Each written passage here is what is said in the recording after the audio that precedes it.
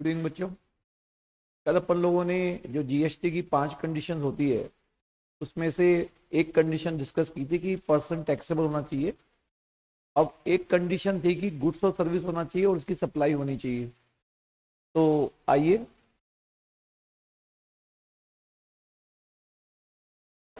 देखिए, आपको पता है कि जीएसटी का सेक्शन 1 पूरे इंडिया में अप्लाई है, सेक्शन 2 डेफिनेशन है, 3 to 6 not in course, 7 supply, 8 mix और कंपोजिट सप्लाई, 9 चार्जिंग सेक्शन, 9(1), 9(2), 9(3), 9(4) और 9(5 ये बोलता है किसी भी गुड्स या सर्विस की क्या होती है, सप्लाई होती है।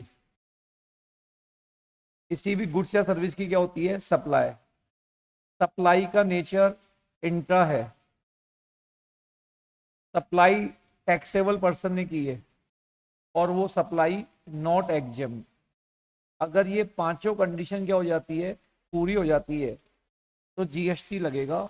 ये 5 कंडीशन अपन पढ़ते हैं, ठीक है। जीएसटी कौन पे करेगा, एफसीएम मतलब सप्लायर पे करेगा, सप्लायर। हाउएवर कुछ नोटिफाइड सर्विसेज के केस में आरसीएम लगता है और कुछ केस में इको पे करता है। तो ये तो बोलता है जीएसटी लगेगा अगर ये 5 कंडीशन पूरी हो जाए, other than alcoholic liquor for human consumption. ये बोलता है 5 पेट्रोलियम प्रोडक्ट्स पे नोटिफाइड डेट से लगेगा। ये बोलता है नोटिफाइड सर्विसेज पे क्या लगेगा, आरसीएम।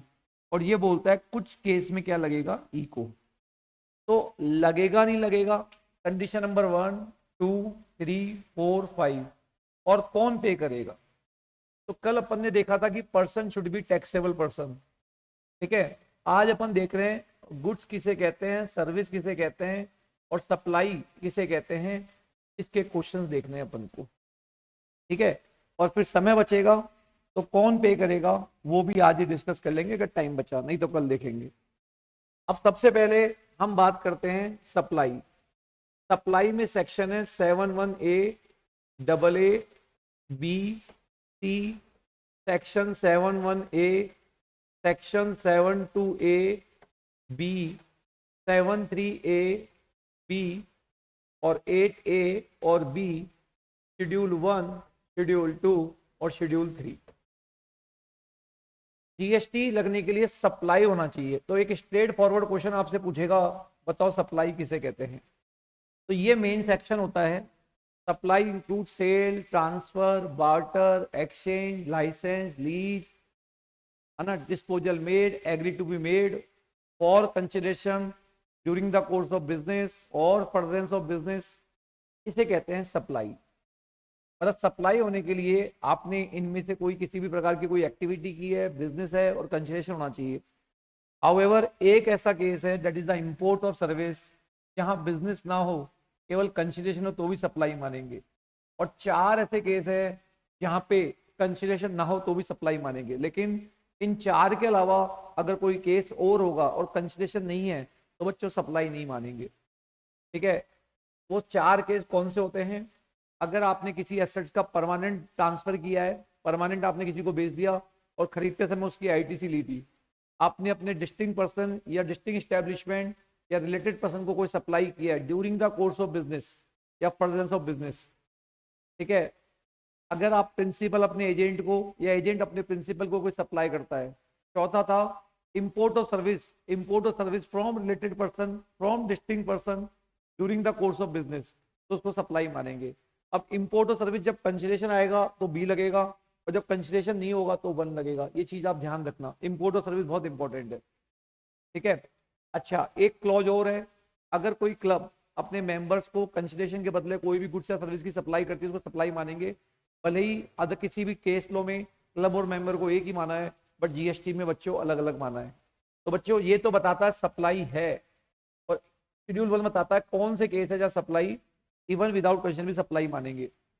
7(2)(a) और बी बताता है कि शेड्यूल 3 में कुछ 8-10 ऐसी एक्टिविटी है, 8-10 ऐसी एक्टिविटी है जहां ना तो उसको गुड्स की सप्लाई मानेंगे ना सर्विस की। भले ही आपने कोई एक्टिविटी की हो, भले ही वो आपका व्यापार हो, भले ही कंसिडरेशन हो, मतलब सप्लाई मानेंगे ही नहीं।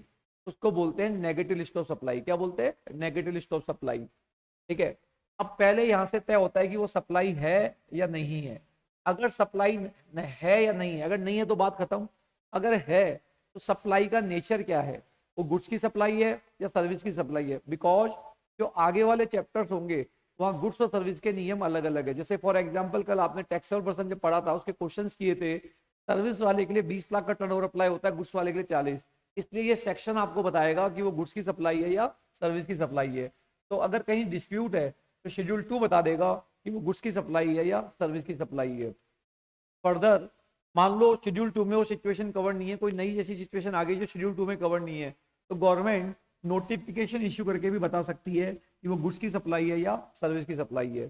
फर्दर जो शेड्यूल 3 में आते हैं उसको सप्लाई नहीं मानते। और एक बात और है, अगर गवर्नमेंट आर्टिकल 243G या डब्ल्यू के नोटिफाइड फंक्शंस करती है पब्लिक इंटरेस्ट के अंदर, तो बताओ उस सप्लाई को भी हम सप्लाई नहीं मानते। तो बताओ ये क्या बता रहा है, सप्लाई है या नहीं है और नेचर क्या है। एक होता है जब हम दो या दो से ज्यादा प्रोडक्ट को सिंगल प्राइस पे बेचते हैं और दोनों की जीएसटी की रेट अलग होती है, तो फिर उस केस में हम क्या लगाए। तो आपको देखना पड़ेगा ये कंपोजिट सप्लाई है या मिक्स सप्लाई है। अगर कंपोजिट सप्लाई है तो दोनों प्रोडक्ट में जो मेन प्रोडक्ट है, प्रिंसिपल प्रोडक्ट है, उसकी रेट से जीएसटी लगेगा। अगर मिक्स सप्लाई है तो दोनों प्रोडक्ट्स में जो हाईएस्ट रेट है उससे जीएसटी लगेगा। अब ये कंपोजिट सप्लाई क्या होती है? व्हेन टू और more taxable supply which are conjected with each other in the ordinary course of business and one of the is the principal supply, उसको हम कंपोजिट सप्लाई बोलते हैं। और जहां दो both are principal supply and not conjected with in the ordinary course of business, तो बताओ उसको बोलेंगे मिक्स सप्लाई। ओके, ऐसी बातें हमने पढ़ी थी। तो अब सर इसमें से क्वेश्चंस कैसे आते हैं? एक होता है स्ट्रेट फॉरवर्ड क्वेश्चन, एक होता है पूछेगा सिचुएशनल क्वेश्चन। तो बताओ, एक तो पूछेगा सप्लाई किसे कहते हैं, क्वेश्चन नंबर 1 ये लिखना पड़ेगा। कौन कौन से ट्रांजैक्शन है विदाउट कंसीडरिंग सप्लाई मानते हैं, शेड्यूल 1 लिखना पड़ेगा। कौन कौन से ट्रांजैक्शन है इसको हम ना तो गुड्स की सप्लाई मानते हैं ना सर्विस की, ये लिखना पड़ेगा। Right short note on composite supply और मिक्स सप्लाई, ये लिखना पड़ेगा। ये तो हो गया स्ट्रेट फॉरवर्ड। बाकी सिचुएशनल क्वेश्चंस आएंगे। तो मैंने क्या किया है, एक फाइल आपके लिए बनाई है, इसमें मैंने बहुत सारे एमसीक्यू डाल दिए हैं जो पास्ट एग्जाम में सीए, सीएमए, सीएस में आए। तो ये करीब बहुत सारे एमसीक्यू यहाँ पे दिए हुए हैं और ये बहुत सारे एमसीक्यू है। ठीक है, आज मैं आपसे पहले एमसीक्यू एक बार आप सारे सॉल्व करेंगे और फिर मैं इनके आपको डिस्कस करूंगा। बट पहले एक बार मैं बड़े बड़े क्वेश्चन डिस्कस कर रहा हूं। तो आइए हम सब्जेक्टिव क्वेश्चन डिस्कस करते हैं सप्लाई चैप्टर के, जिसमें हमने जो पास्ट एग्जाम के क्वेश्चन और कुछ हमारे द्वारा डिजाइन क्वेश्चन वो डिस्कस करेंगे। आइए पहला क्वेश्चन देखो, आप क्वेश्चन पढ़ो। राजेश सुराना एक प्रोप्राइटरशिप फर्म है, सुराना एंड सन जयपुर में। फर्म राजस्थान में रजिस्टर्ड है ना, टैक्सेबल प्रोडक्ट्स में।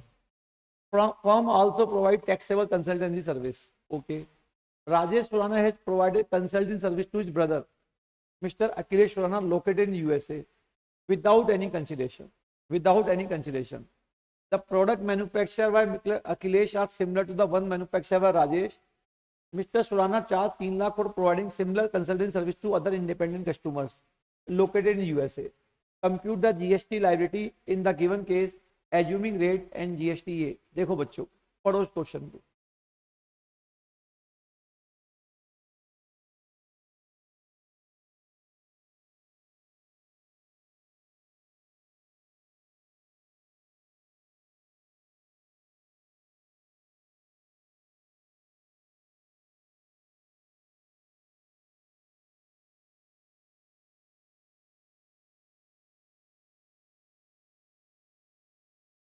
अब देखो इस क्वेश्चन में क्या हुआ बच्चों, ये बताओ, पहले तो बताओ इंपोर्ट है एक्सपोर्ट है? एक्सपोर्ट है। Firm also provide taxable service. Rajesh Surana ने अपने ब्रदर को क्या दी है, सर्विस दी है, अपने ब्रदर को सर्विस दी है। The product manufacture by Akhilesh are similar to one this manufacture Rajesh Surana. Mister Surana charge ने किया है to other independent customer. Market value दे रखी है। मतलब बच्चों पहली बात तो ध्यान रखना, जब हम सप्लाई करते हैं अपने रिलेटेड पर्सन को, आपको ध्यान है शेड्यूल 1 में, शेड्यूल 1 क्या बोलता है, supply to related person during the course of business और फर्दरेंस ऑफ बिजनेस। बच्चों जब आप रिलेटेड पर्सन की डेफिनेशन पढ़ोगे तो यहाँ पे उसको हम क्या नहीं मानेंगे, ब्रदर को डेफिनेशन में कवर नहीं किया है। Brother who is not dependent on the person supplying the service does not come the definition of family.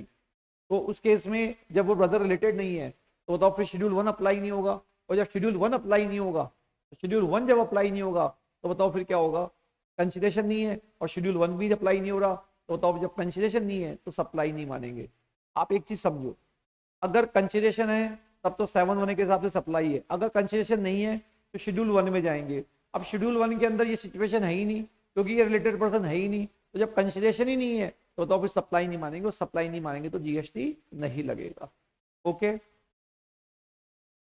Next question.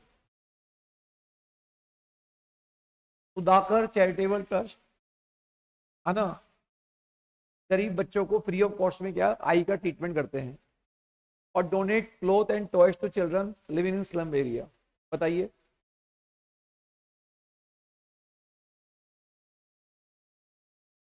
अब बताओ इस केस के अंदर अपन कोई परमानेंट ट्रांसफर ऑफ असेट हो रहा है क्या, यहाँ पे कोई असेट का ट्रांसफर हो रहा है क्या?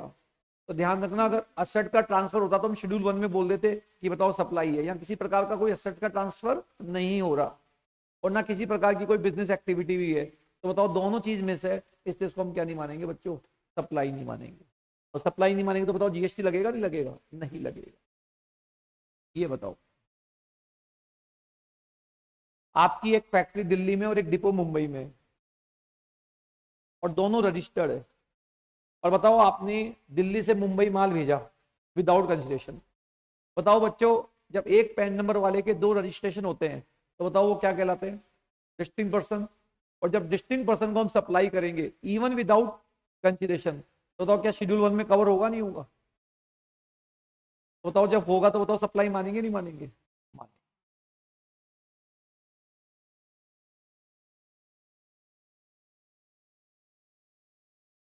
आंसर देखिए,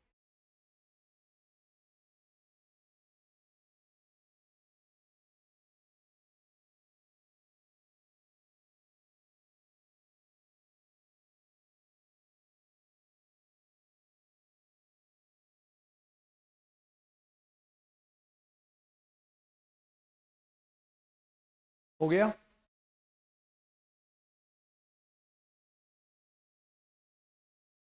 क्वेश्चन नंबर 3, बताओ एक होटल 4 डे का पैकेज दे रही है, 4 डे 3 नाइट्स, और ब्रेकफास्ट दे रही है and dinner in the provide along with the room accommodation.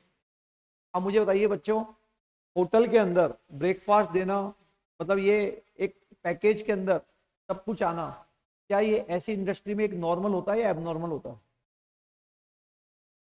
बताओ, जब नॉर्मल होगा तो जैसे रूम और ब्रेकफास्ट दोनों अलग सर्विस है, दोनों टैक्सेबल होती है, और ये जो इनका कॉम्बो बना है वो एबनॉर्मल है नॉर्मल है? और बताओ नॉर्मल होगा तो बताइए इसके अंदर प्रिंसिपल सप्लाई क्या थी, ब्रेकफास्ट या रूम?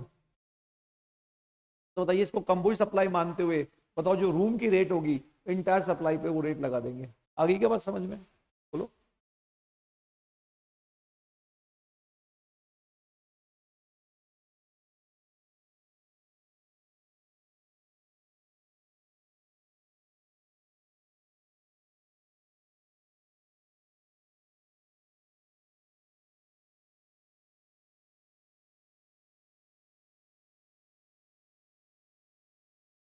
ठीक है, 2 आएगा ना। बताओ पेस्ट के साथ ब्रश देना, पेस्ट के टूथपेस्ट के साथ ब्रश, क्या ये नेचुरल होता है? क्या हम पेस्ट जब लेके आते हैं तो ब्रश साथ में लाते हैं या ऐसा कुछ जरूरी नहीं है? तो ये जो कॉम्बो बनाया है वो नेचुरल है या नॉट नेचुरल? और दोनों ही प्रिंसिपल है बोलो, पेस्ट की भी अपनी अहमियत है, ब्रश की भी अपनी अहमियत है बोलो, तो उसको मिक्स सप्लाई बोलेंगे। फिर बताओ हाईएस्ट रेट से लगेगा, समझ गए?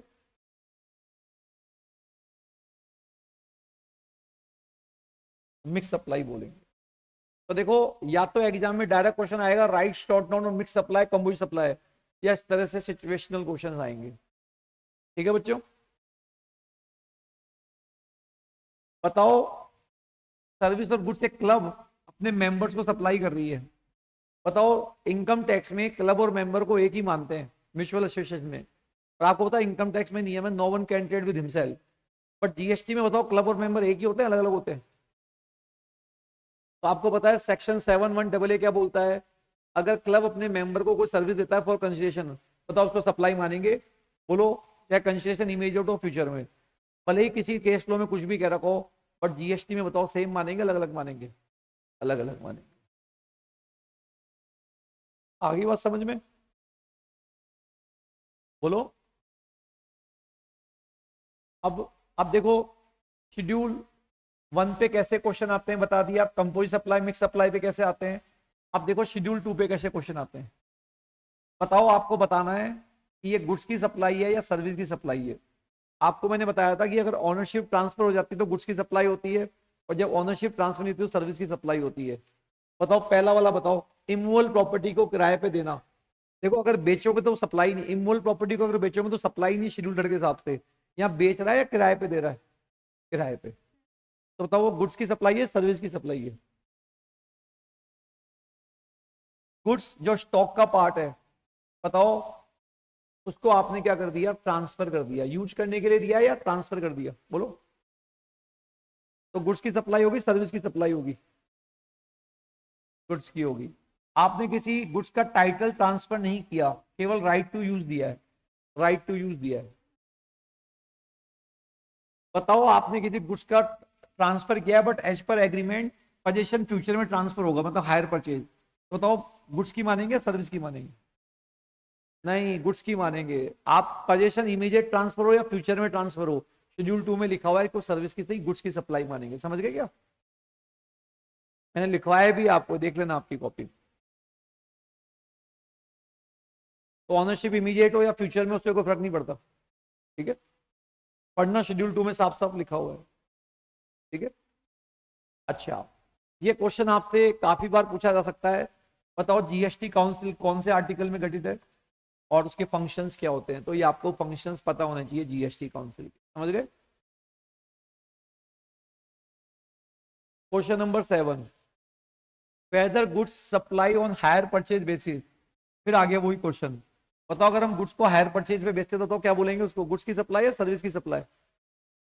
गुड्स की सप्लाई। शेड्यूल 2 में सिचुएशन को साफ साफ बोल रखा है, पढ़ लो।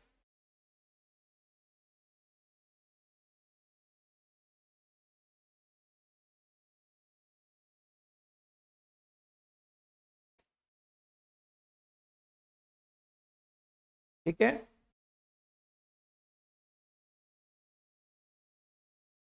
अब ये देखो, नवंबर 23 सीए इंटर के अंदर क्वेश्चन आया। ये नवंबर 23 में सीए इंटर में क्वेश्चन आया। पढ़ो उस क्वेश्चन को। मिस्टर सोनू चंडीगढ़ का है, उसने एक वाटर कूलर परचेज किया मल्होत्रा ब्रदर्स से, होशियारपुर का, 25,000 रुपए में, टू डोनेट इस temple. Mister Sonu director Malhotra brothers to, उसके अंदर लिखा दे डोनेटेड टू मिस्टर,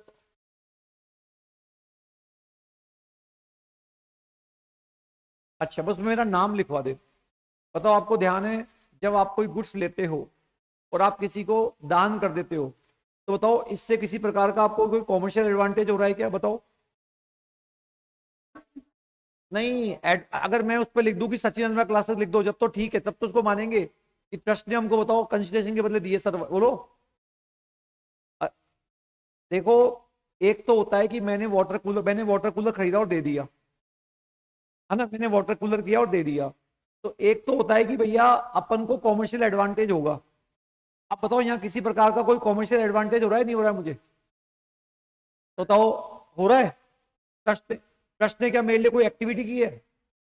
अगर सचिन ट्रस्ट लिख देता सचिन क्लासेस, जब तो मुझे कॉमर्शियल का मतलब ट्रस्ट मेरे को एडवर्टाइजिंग सर्विस दे रहा है। अगर ट्रस्ट इस पे लिख देता सचिन अजमेरा क्लासेस, का मतलब है ट्रस्ट मेरे को एडवर्टाइजिंग सर्विस दे रहा है। बोलो। तो ट्रस्ट ने मेरे लिए किसी प्रकार की कोई एक्टिविटी नहीं की है। बोलो।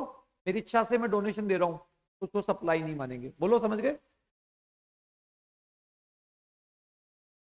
पढ़ो।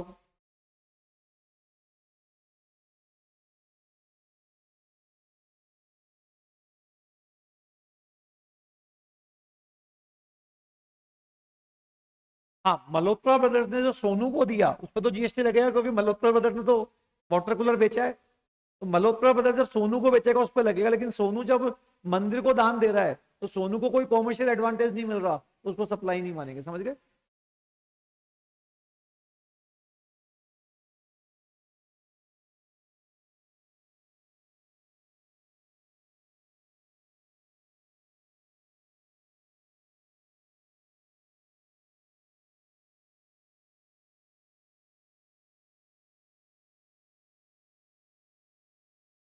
चलो बच्चों, अरे मैंने कोई चीज मंदिर को डोनेट की, मैंने कोई चीज मंदिर को डोनेट की और खरीदते समय मैंने आईटीसी नहीं ली थी।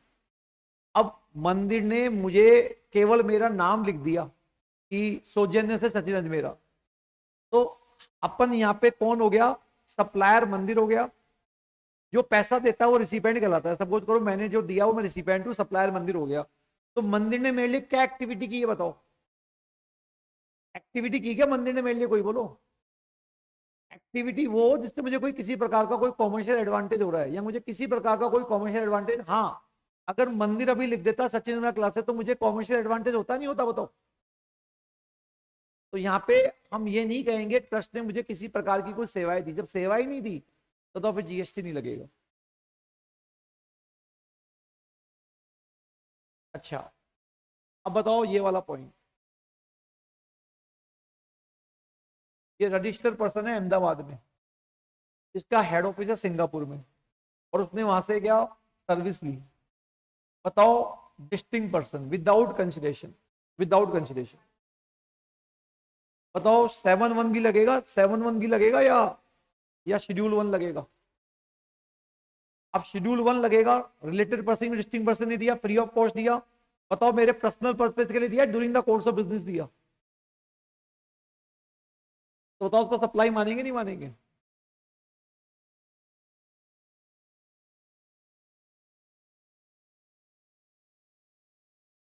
अच्छा चलो मैं आपसे एक चीज पूछता हूं, बताओ बच्चों, अमिताभ बच्चन को लाइफ टाइम अचीवमेंट अवार्ड मिला, किसी इंस्टीट्यूट ने बुलाया और बोला तुमने इतना बड़ा काम किया है, इतना नाम किया, लो लाइफ टाइम अचीवमेंट अवार्ड, और उसको 20 लाख रुपए दे दिया अमिताभ बच्चन को। बताओ क्या टैक्स लगेगा। अरे बच्चों, जीएसटी तब लगता है जब किसी ने कोई एक्टिविटी की हो। अमिताभ बच्चन को लाइफ टाइम अचीवमेंट अवार्ड मिला है तो जिस संस्था ने उसको दिया है कि अमिताभ बच्चन को किसी प्रकार की कोई सेवा दी है क्या, समझ गया। ऐसा नहीं कि पैसा आते ही, अरे जीएसटी केवल पैसा आते ही थोड़ी लगता है, आपने सामने वाले के लिए कोई एक्टिविटी की है, ट्रस्ट ने आपके लिए कोई एक्टिविटी की है, अमिताभ बच्चन ने आपके लिए कोई एक्टिविटी की है, बोलो।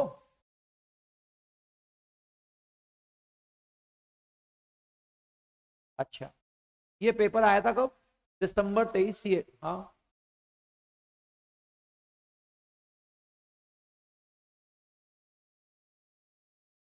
क्या नाम लिखवा देता, हाँ बोलो।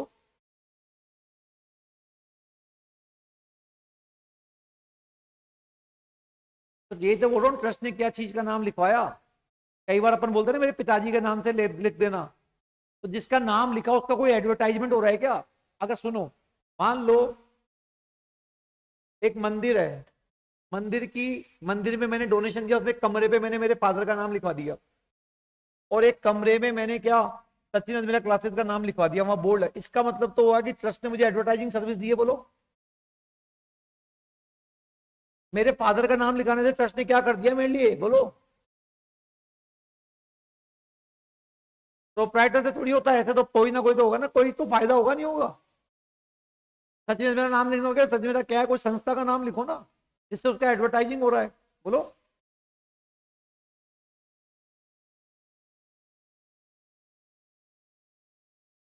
ये नवंबर 23 सी इंटर के अंदर क्वेश्चन आया था, नवंबर 23 के बाद मई 23 में ये क्वेश्चन आया सी इंटर में, पढ़ो, 5 नंबर का।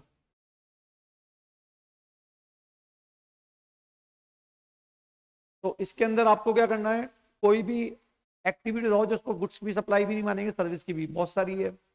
एम्प्लॉय एम्प्लॉयर को दे order in the course of employment, actionable claim other than specified actionable claim, land और बिल्डिंग हो गया, गवर्नमेंट दे रही है, बहुत सारे हो गए ना, उनमें से कोई से भी 5 आपको लिखने हैं, समझ गए। स्ट्रेट फॉरवर्ड क्वेश्चन आया नहीं आया, बोलो।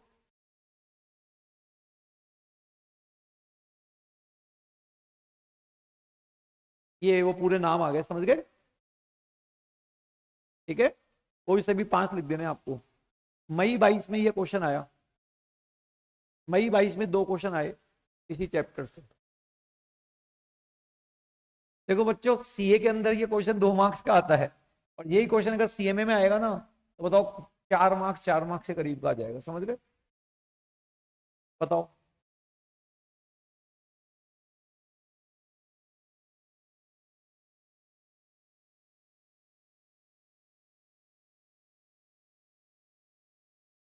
इसको मानेंगे, इसको क्यों मानेंगे? इससे हम ये मानेंगे कि ट्रस्ट ने इसको एडवर्टाइजिंग सर्विस दी और कंसिडरेशन भी है। बोलो बच्चों, ये बताओ।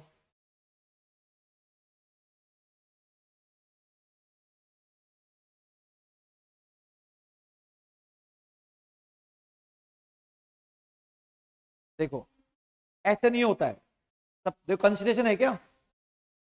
कंसिडरेशन होते तो फिर कुछ देखना ही नहीं है ना। हाँ, अगर बताओ अगर कंसिडरेशन नहीं होता तो ये रिलेटेड पर्सन नहीं होता, बोलो। तो रिलेटेड पर्सन नहीं तो फिर तो सप्लाई नहीं मानेंगे, बोलो। और अगर ये रिलेटेड भी होता तो भी नहीं मानते, बताओ। अगर रिलेटेड भी होता तो भी नहीं मानते, बताओ क्यों नहीं मानते? देखो पर्सनल है ना। देखो शेड्यूल 1 में तब आता है जब रिलेटेड पर्सन से लिया हो, during the course of business लिया हो, बोलो। तो खैर, जब कंसिडरेशन आ जाएगा तो सीधा सीधा 7-1 भी लगेगा। आगे बात समझ में?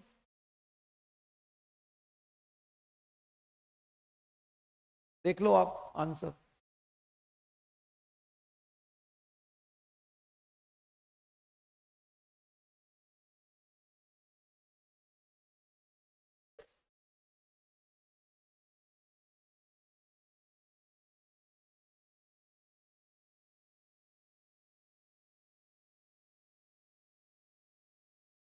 हो गया बच्चों? जुलाई 21 के अंदर सीए के अंदर एक क्वेश्चन आया, पढ़ो।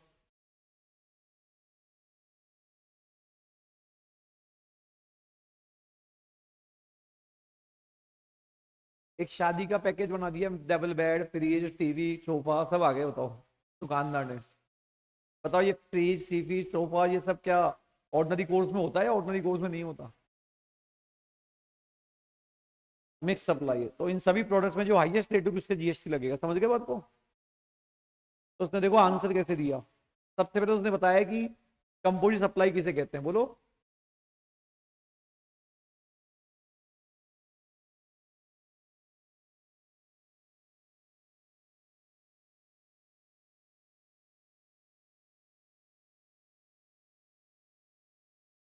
लिखा? फिर बताया कि ये ऑर्डिनरी है, नॉट ऑर्डिनरी है।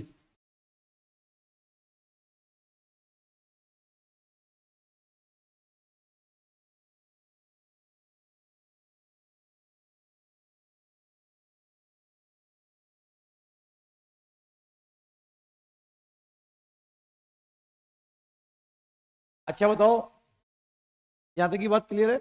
ऑर्डिनरी है, नॉट ऑर्डिनरी है? अच्छा बताओ, यहाँ पे हर आइटम के लिए सेपरेट सेपरेट पैसा लिया है, फिर तो जब हर आइटम के लिए सेपरेट सेपरेट पैसा लिया तो ना तो ये फिर कंपोजिट सप्लाई है ना मिक्स सप्लाई है, बोलो। अरे कंपोजिट मिक्स सप्लाई कब होती? जब सिंगल प्राइस, बोलो। जब दोनों के लिए सिंगल प्राइस दियो, दोनों का टैक्स ट्रीटमेंट क्या हो, अलग अलग हो, बोलो। तो इनवॉइस में जब हर की वैल्यू सेपरेट सेपरेट शो की है तो भी बोलेंगे कंपोजिट या मिक्स, बोलो। कंपोजिट मिक्स कब बोलते हैं बताओ? जब सारे आइटम सिंगल प्राइस पे सप्लाई की और सबकी जीएसटी की रेट क्या है, अलग।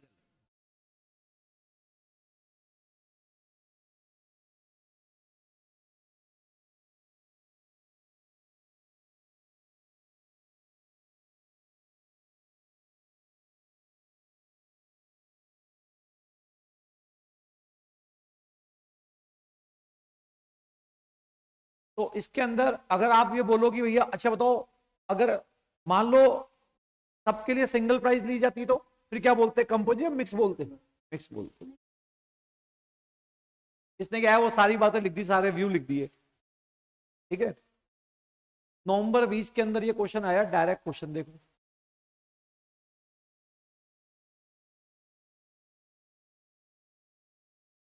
कर सकते हो।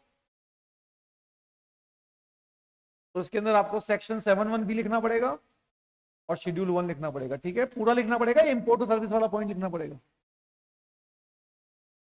क्वेश्चन 13 नवंबर 18 में आया, पढ़ो क्या कह रहा है।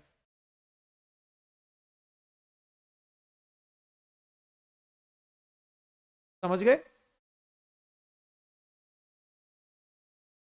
सप्लाई लिखना पड़ेगा फिर आपको पूरा ना।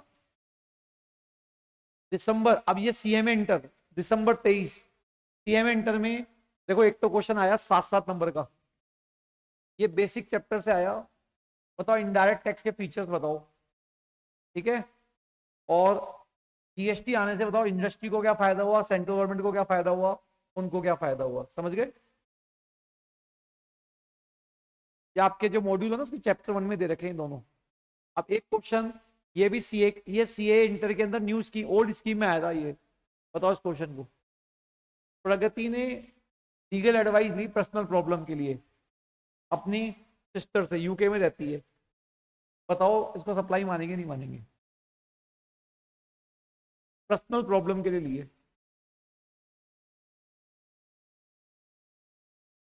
क्योंकि यहाँ पे कंसिडरेशन आते तो मानेंगे नहीं मानेंगे? मानेंगे, बोलो। अगर तुम्हारा इसका बताओ इसका आंसर।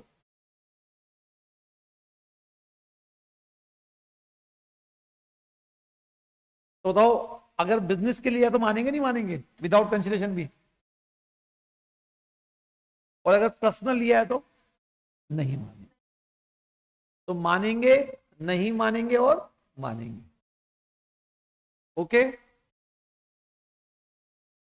अब देखो ये वाला बताओ।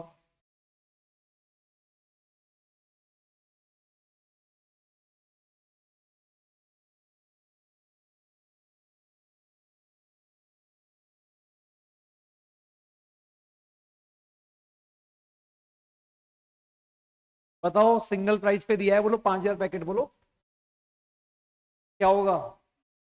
तो 5,000 को 500 से मल्टीप्लाई कर देना, हाईएस्ट रेट लगा देना। समझ गए? तो थ्योरी भी आ सकता है, प्रैक्टिकल से आएगा। समझ गए? लास्ट क्वेश्चन सब्जेक्टिव का।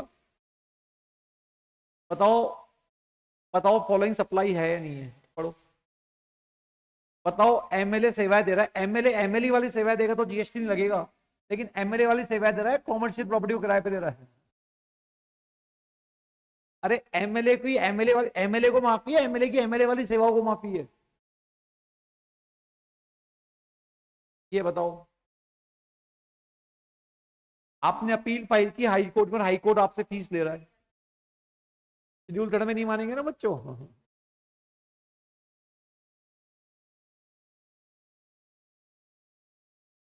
बताओ आप कोचिंग पढ़ा रहे हो और आपको किसी ने कहा कि भैया काम बंद कर दो, हम आपको नॉन कंपटीशन फीस देंगे।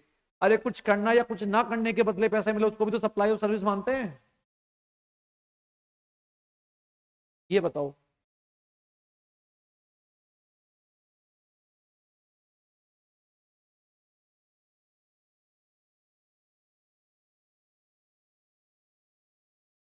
बताओ क्यों? बच्चों देखो ये, आप एक ध्यान रखना, आपने उस बच्चे को फ्री में पढ़ाया, आप दूसरे बच्चों से मान लो कुछ भी फीस लेते हो, बट आपने फ्री में पढ़ाया है। जब फ्री में पढ़ाया इसका मतलब कंसिडरेशन नहीं है। जब कंसिडरेशन नहीं है तो हम शेड्यूल 1 देखेंगे, और शेड्यूल 1 के अंदर बताओ क्या बच्चा आपका रिलेटिव होता है? नहीं होता, इसलिए सप्लाई नहीं मानी। पहले वाले को तो मानेंगे, बोलो, और दूसरे वाले को नहीं मानेंगे। आगे की बात समझ में, बोलो। तो ये तो मैंने सारे क्वेश्चन दे दिए जो सीए के अंदर आए, समझ गए ना, अभी इंटर लेवल के, समझ गए? अब क्या बोल रहे हो? सितंबर कौन सा, कौन सा वाला?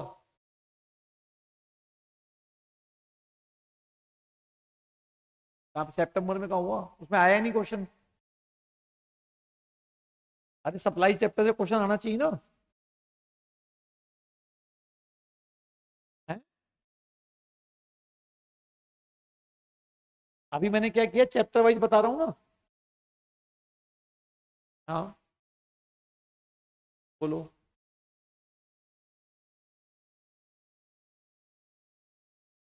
अंडर कंस्ट्रक्शन के अंदर दो बातें होती है। जैसे मान लो बिल्डिंग कंप्लीशन का सर्टिफिकेट मिला 28 जुलाई 23 को। अगर सारा कंसिडरेशन पहले मिल गया तो उसको सब जीएसटी लगेगा, सप्लाई और सर्विस बोलेंगे। कुछ पहले मिला कुछ बाद में मिला तो भी मानेंगे, और सारा बाद में मिला तो नहीं मानेंगे। समझ गए क्या? अब एक चीज बात है, यहां पे लिखा हुआ है बिल्डिंग कंप्लीशन का सर्टिफिकेट मिला या फर्स्ट यूजर आ गया, दोनों में से जो पहले हो उस डेट को पकड़ना है। क्या बोला मैंने? अपन को एक डेट को बेस बनाना है। बिल्डिंग कंप्लीशन का सर्टिफिकेट मिला या फर्स्ट यूजर आ गया, दोनों में से जो पहले हो, दोनों में से पहले मान लो 28 जुलाई आई, तो इस तारीख के बाद सारा कंसेशन मिला तब तो सप्लाई नहीं है, और पहले मिला तो सप्लाई है। समझ गए? अब देखो बच्चों, मैंने 50 क्वेश्चन आपके लिए बना रखे हैं। ये बना रखे हैं ऑब्जेक्टिव, दिख रहा है आपको?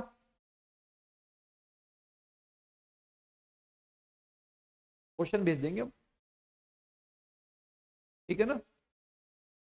अब देखो ये एमसीक्यू है, आ जाओ बताओ पहले का आंसर, और आप लिखते जाना फिर answer. GST is payable in respect of service rendered to employer by employee, to employer by employee. कब लगेगा? बी बताओ, बी क्यों? अगर एम्प्लॉय ने इन कोर्स ऑफ एम्प्लॉयमेंट दिया तब तो नहीं लगेगा, और अगर अदर देन एम्प्लॉयमेंट दिया तो लगेगा। तो आंसर क्या आएगा? बी। समझ गए? बताओ चॉकलेट, फायर क्रैकर्स, पटाखे, ये सब एक पैकेट में डाल दिए, बताओ ये मिक्स है कंपोजिट है? अरे ये कॉम्बो नेचुरल होता है, नॉट नेचुरल। तो आंसर क्या होगा? Mix supply. समझ गए? बोलो।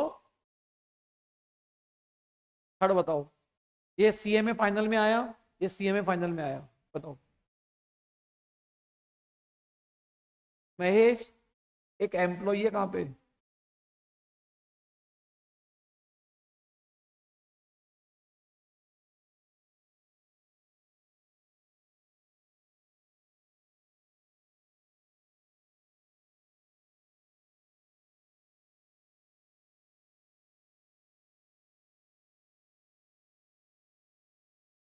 महेश जेट ट्रेडर है, उसमें एम्प्लॉई है, बोलो।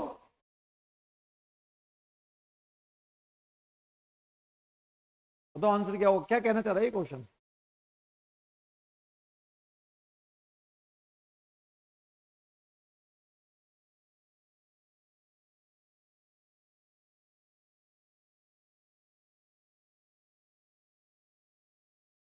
तो सी तो पक्का ही बोलो, है ना? बोलो। अरे सी तो आई ना। हाँ ए भी लग रहा है, मतलब इसका आंसर वैसे सी दे रखा है, बट इसमें कंफ्यूजन ए में भी है। समझ गए ना बात को?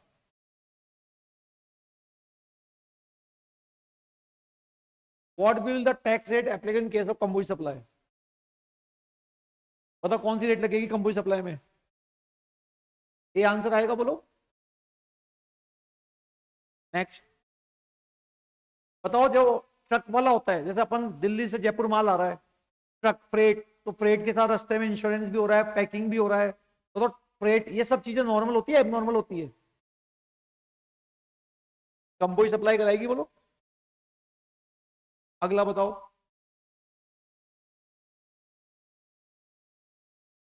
है ना गुड्स की सप्लाई है ना सर्विस की, बोलो क्या है? बी आएगा ना? अब ये रहा, ये जो अभी तुमने बोला, इंटायर कंसिडरेशन कब मिला है?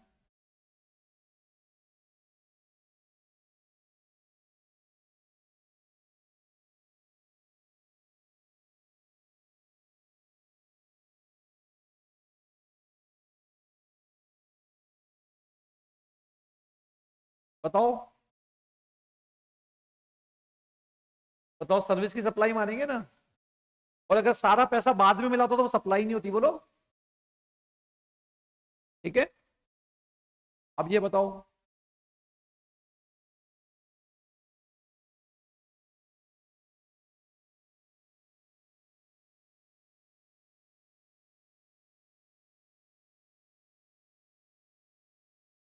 ये डेफिनेशन किसकी है? कंपोजिट आएगा ना, लिख रहे हो ना आप आंसर, है ना? अगला बताओ,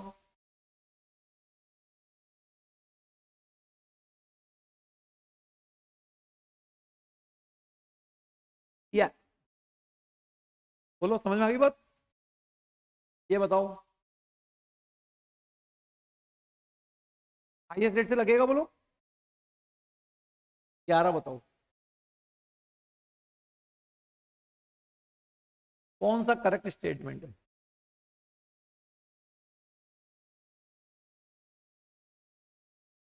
बताओ ये करेक्ट है क्या, ये वाला? बताओ फ्रेंड रिलेटिव होता है क्या? तो बताओ उसको सप्लाई मानेंगे क्या? नहीं मानेंगे, गलत है ये बताओ।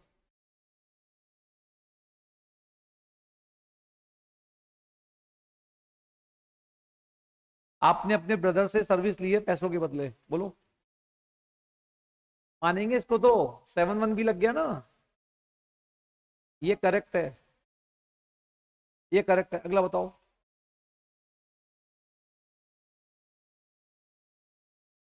नहीं करेक्ट है या गलत है, ये बताओ स्टेटमेंट।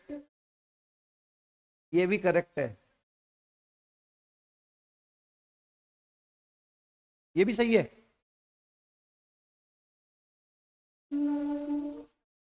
ये तो बताओ। हाँ तो बी और सी आंसर करेक्ट है, ये दो स्टेटमेंट सही है, समझ गए?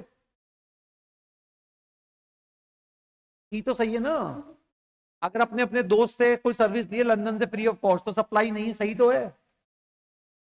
ये पूछ रहा है कौन सा स्टेटमेंट करेक्ट है, बी और सी सही है, इसका आंसर आएगा सी, समझ गए? अरे घुमा दिया ना इसने है? अरे क्या पूछ रहा है ये?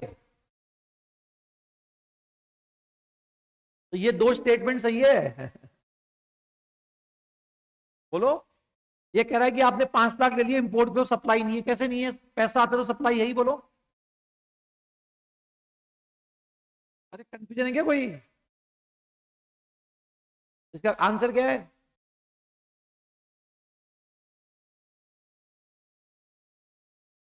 ये बताओ,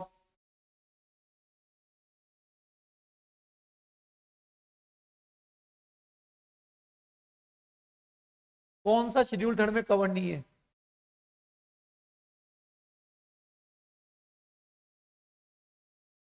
ये तो एम्प्लॉई है, जब एम्प्लॉई है तो ये तो शेड्यूल थर्ड में कवर्ड है, बोलो।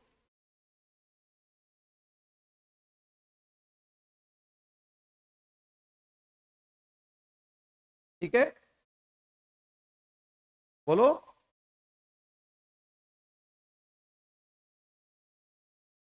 13।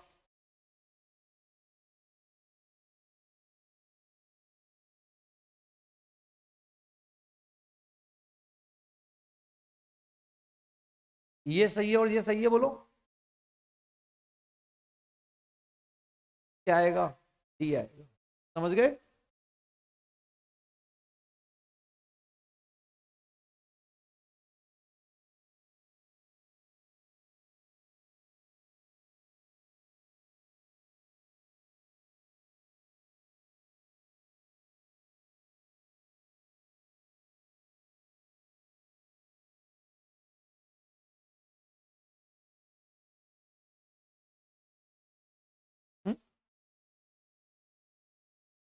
बी है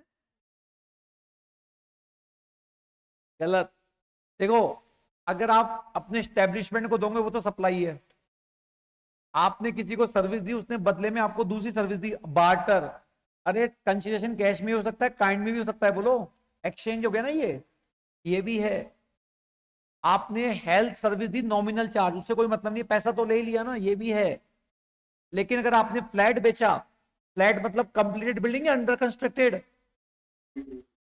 और जब कंप्लीटेड बिल्डिंग होती है तो सप्लाई नहीं होती ना, तो आंसर ये आएगा डी आएगा, समझ गए।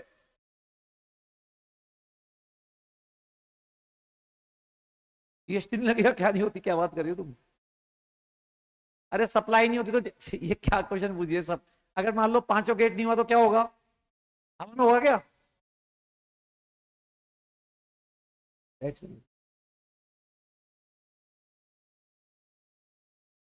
ये क्या है,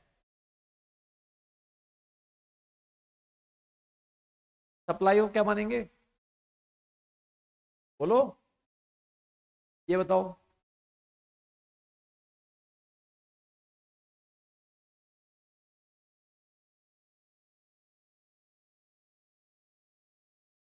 ठीक है, वन आएगा, ये बताओ।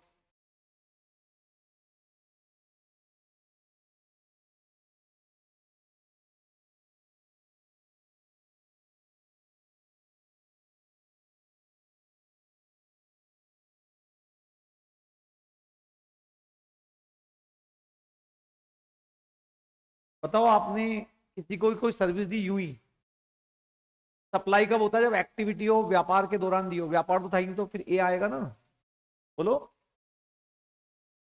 अरे सप्लाई होने के लिए एक्टिविटी होना चाहिए, वो आपका बिजनेस होना चाहिए, आपने ऐसे किसी को राय दे दी बिना मैंने बिजनेस के, तो बताओ मानेंगे थोड़ी। क्या आंसर आएगा, ए। नेक्स्ट।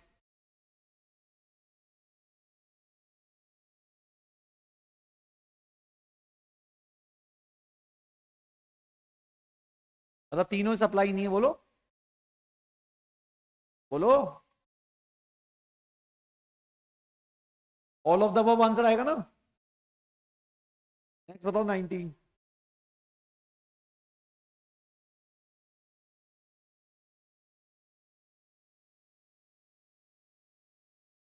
मकान के साथ दुकान दी, बेल्ट के साथ टाई दी, मतलब नेचुरल बंडल है मकान के साथ दुकान। ये सारे एग्जाम्पल किसके हैं, अब मिक्स है, नन ऑफ द अबव आएगा, कोई नेचुरल नहीं है, समझ गए। तीसरा बताओ, नन ऑफ द अबव आएगा इसका।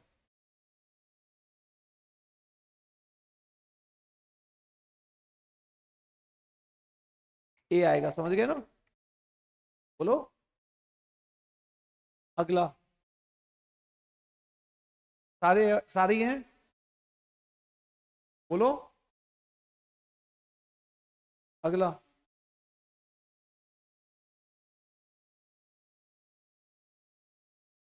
ए आएगा। 21 बताओ, नहीं 22। अरे डिटर्जेंट के साथ बाल्टी, मिक्स।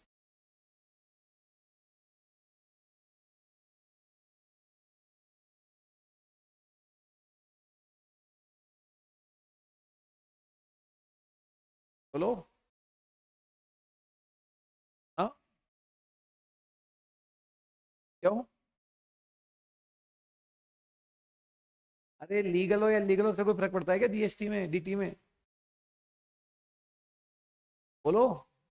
अरे एक चोर ने चोरी करके बाइकें बेचता है, तो बताओ क्या बाइक बेचना फेल की नहीं की, वो उसका क्या है, वो नहीं, वो उसका काम है। अरे ओनर क्यों ला रहे हो, सप्लाई होने के तीन चीजें चाहिए। कंसिडरेशन है, उसका काम यही है, बोलो। सप्लाई है, जीएसटी लगेगा पहला वाला, समझ गए। ये बताओ,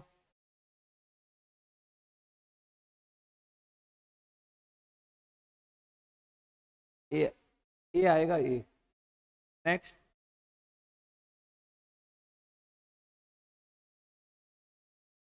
हाँ, ध्यान, सी आएगा 50,000, समझ गए। इसको छोड़ दो 26 को, 27 बताओ।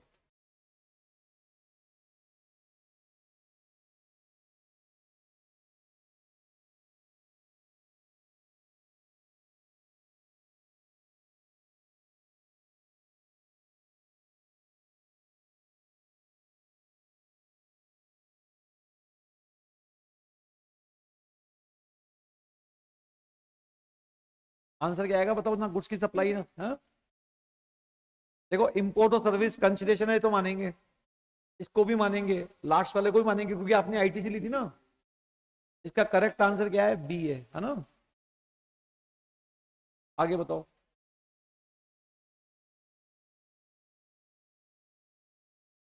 हाँ क्या,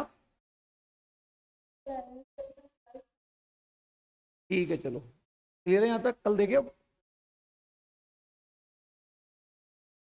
क्या बोल रहे हो? हाँ तो मैं आपको आंसर मैं बता दूंगा क्या है, ठीक है ना, एक पेज पे लिख के। अब आप आरसीएम चैप्टर पढ़ना बच्चों, आरसीएम चैप्टर के एमसीक्यू मैंने बहुत अच्छे बनाए, मैंने फाइल दी है आपको, आरसीएम की मैंने फाइल दी है आपको, है ना। उसके एमसीक्यू करना, उसमें दिमाग खुलेगा तुम्हारा, अब अगला चैप्टर आरसीएम आएगा, ठीक है। Thank you. किसका, किसका बोल रहे हो? डी है, डी है डी, ठीक है।